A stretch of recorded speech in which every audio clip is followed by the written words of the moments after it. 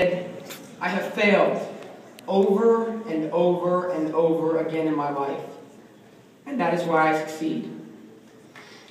I'd like to tell you a little story. Some of y'all may have heard it, but there was a man who he wanted to make money, and so he went to this guru, and he said, "I want to be on your level, man. What do I need to do?" The guru said, "Meet me at the beach tomorrow morning." 4 a.m., the guy was at the beach. He was all dressed in a suit, should have worn shorts. He was there, and the guru took his hand, and he walked him out into the beach. He said, "How bad do you want to succeed?"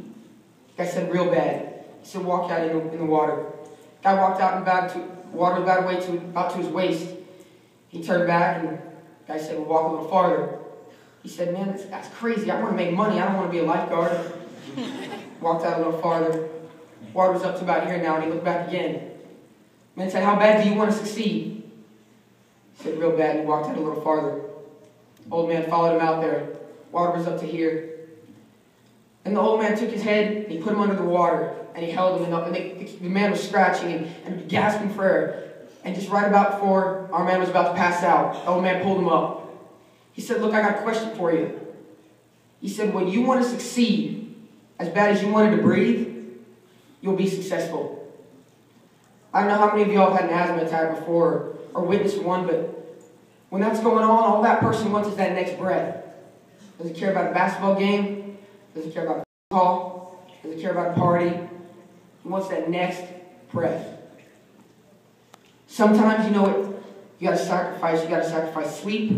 You gotta be willing to go on 4 or 5 hours of sleep, doing anything you want to do to be able to realize that opportunity to succeed is as bad as you want to breathe.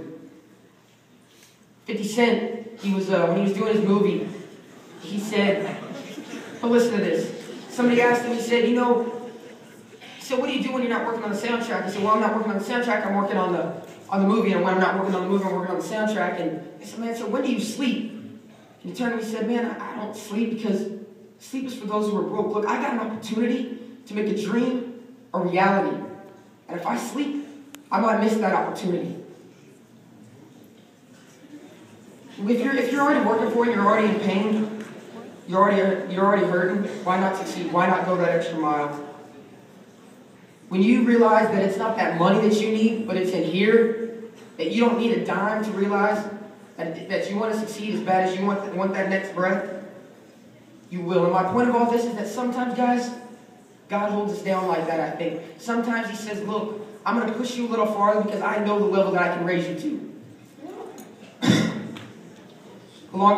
Along with Jared, one of my favorite verses, Philippians 4, 8 through 12, and the latter part of that says, "Look, no one look down on your youth, but rather set an example in life and love and faith and in purity."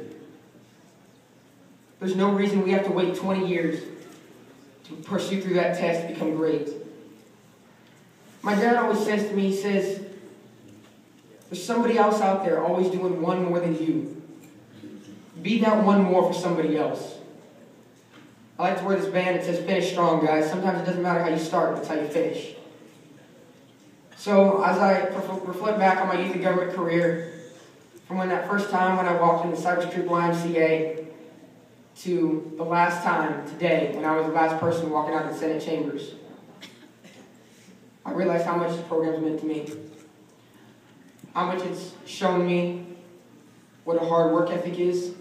How much it shows you that your other peers can love you, and how much other people care about you. There's a few people I'd just like to thank who brought me this far. Lexi Gibson, Vanessa Lopez, Joe Kavicki, Tony Kavicki, Jared McCluskey,